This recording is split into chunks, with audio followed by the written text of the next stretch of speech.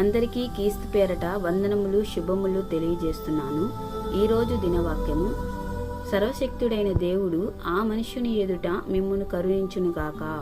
ఆదికాండము 43వ అధ్యాయము 14వ వచనము. ప్రియమైన సహోదరి సహోదరులారా, కానాను దేశంలో కరువు సంభవించినందువల్ల యాకోబు తన కుమారులను ధాన్యమును కొనుక్కొని వచ్చేదానికి మరలా ఐగుప్తు దేశానికి పంపుతూ వారిని ధైర్యపరుస్తూ ఈ మాట పలకడం జరిగింది.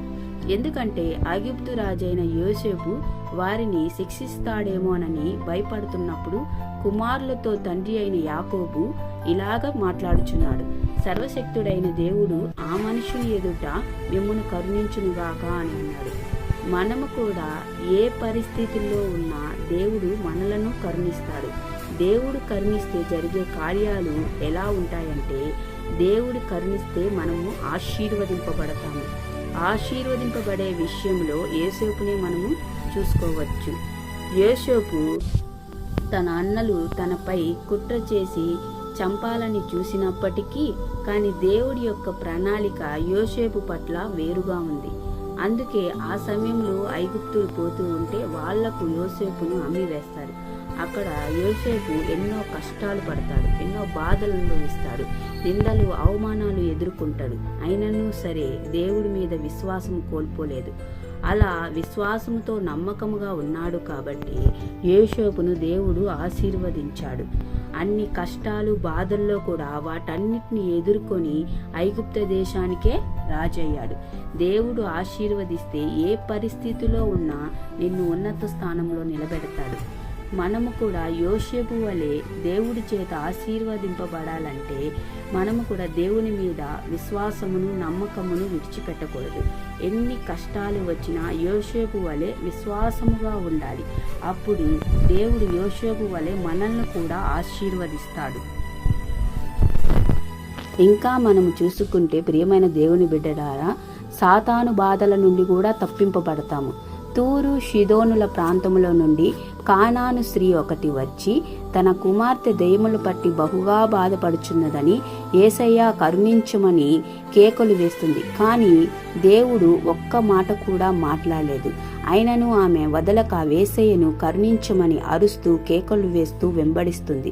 శిష్యులు చూచి ఆమె మన వెంట వెంబడిస్తుందని చెప్పిన దేవుడు ఏం మాట్లాడలేదు. ఎందుకంటే దేవుడు ఆమె యొక్క విశ్వాసాన్ని పరీక్షిస్తున్నాడు. అయినా ఆమె పట్టు వదలక దేవుణ్ణి వెంబడిస్తుంది. దేవుడు ఆమె విశ్వాసాన్ని చూసి, అమ్మా, నీ విశ్వాసము గొప్పది, నీవు కోరినట్టే నీకు అవునుగా కాని ఆమెతో చెప్పిన ఆ క్షణమే ఆమె కుమార్తె స్వస్థత పొందుతుంది. విశ్వాసములో ఆమె సాతానుపై విజయమును పొందుకుంది. ఆమె కుమార్తెను పట్టి పీడిస్తున్న దెయ్యములను వదిలించుకుంది. ఆ స్త్రీ వలె మనము కూడా మన యొక్క సమస్యను ప్రార్థనలో దేవుడికి విన్నవించుకున్నప్పుడు మన యొక్క ప్రార్థనకు జవాబు ఒక్కొక్కసారి లేటుగా వస్తుంది. అయినప్పటికీ నువ్వు నీ విశ్వాసాన్ని వదలకుండా నమ్మకంతో జవాబు వస్తుందని ఎదురు చూసి నిరీక్షిస్తావో అప్పుడు నీ విశ్వాసాన్ని చూసి దేవుడు నీకు తప్పక జవాబిస్తాడు. మన విశ్వాసాన్ని కోల్పోకూడదు. ఇలాగ నీ ఉన్నప్పుడు దేవుడు నిన్ను ఆశీర్వదిస్తాడు. సాతాను మనపై ఎన్నో బాధలు శోధనలు తెచ్చినా వాటి నుండి మనము తప్పింపబడతాము. ఇంకా దేవుడు కరుణిస్తే మనకు ఆధ్యాత్మిక గుడ్డితనం నుండి కూడా స్వస్థత కలుగుతుంది. త్రోవ పక్క కూర్చొని ఉన్న ఇద్దరు గుడ్డివారు దేవుడు వారికి స్వస్థత కలిగించాడు. వారి కన్నులను యేసయ్య ముట్టగానే వారు దృష్టి పొందిరి. ఈ దినాల్లో మనము కూడా లోకమనే గుడ్డితనంలో బ్రతుకుతున్నాము. ఈ లోకమాయ దేవుని యొక్క వెలుగును చూడనీయకుండా మన కన్నులకు హృదయమునకు గుడ్డితనమును కలుగజేస్తుంది. సాతాను మనకి ఈ లోకములో ఉన్న ఆశలను కోరికలను చూపిస్తూ దేవుని నుంచి మనలను దూరపరుస్తుంది. లోకం అనే గుడ్డితనంలో మనల్ని ఉంచి సాతాను మనపై అధికారం చేస్తుంది. దీని నుంచి మనము ఈ గుడ్డితనములో నుంచి స్వస్థత కలగాలంటే అది దేవుని వలనే సాధ్యమవుతుంది. మనం ఎప్పుడైతే క్రీస్తు పాదాలను ఆశ్రయిస్తామో అప్పుడు లోకమాయ నుంచి విముక్తి పొంది క్రీస్తు యొక్క వెలుగును మన కన్నులతో హృదయములతో చూస్తాము. ఇంకా దేవుడు కరుణిస్తే నీతిమంతులుగా తీర్చబడతాము. ప్రియమైన దేవుని బిడ్డలారా, నీతిమంతులుగా తీర్చబడడం విషయములో సుంకరి పరిసేయులనే చూసుకోవచ్చు. పరిసేయుడు అన్ని విషయములో నీతిగా ఉన్నానని తన్ను తాను హెచ్చించుకున్నాడు. సుంకరి తన పాపముల నిమిత్తము తన కన్నులు ఎత్తి చూడలేనని అర్హత కూడా లేదని తన్ను తాను తగ్గించుకున్నాడు. తన్ను తాను హెచ్చించుకునేవాడు తగ్గింపబడును, తన్ను తాను తగ్గించుకునేవాడు హెచ్చింపబడును. సుంకరి దేవుని దృష్టిలో నీతిమంతుడిగా ఎంచబడ్డాడు. మనము కూడా దేవునికి లోబడి మనల్ని మనము తగ్గించుకున్న వారముగా ఉన్నప్పుడు దేవుడు మనలను కరుణిస్తాడు. ఇంకా దేవుడు కరుణిస్తే మనము అధైర్యపడము. ప్రియమైన దేవుడు బిడ్డలారా, పౌలునే చూసుకోవచ్చు. పౌలు తన పరిచర్య విషయంలో దేవుడి దగ్గర కరుణింపబడ్డాడు.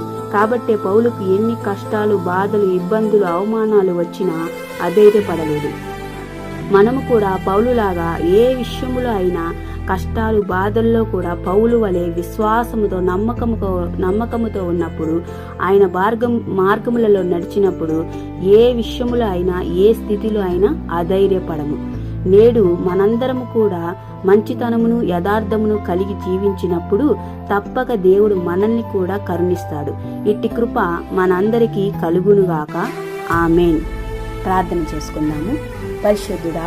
పరిశుద్ధుడవైన మా ప్రియ పరలోకపు తండ్రి, మీ ఘనమైన అత్యున్నతమైన నామమునకు వేలాది స్తోత్రములు, లెక్కించలేని స్తుతులు, స్తోత్రములు ప్రభువా. గడిచిన దినమంతయు ప్రభా మమ్మల్ని మీ కృపా కాపుదల క్షేమ భద్రతలో కాచి కాపాడినందుకు కృతజ్ఞతలయ్యా. దేవా, ఈ దినమున వాక్యం ద్వారా మాతో మాట్లాడినందుకు మీకు స్తుతులు, స్తోత్రములు దేవా, స్తోత్రాలనైనా.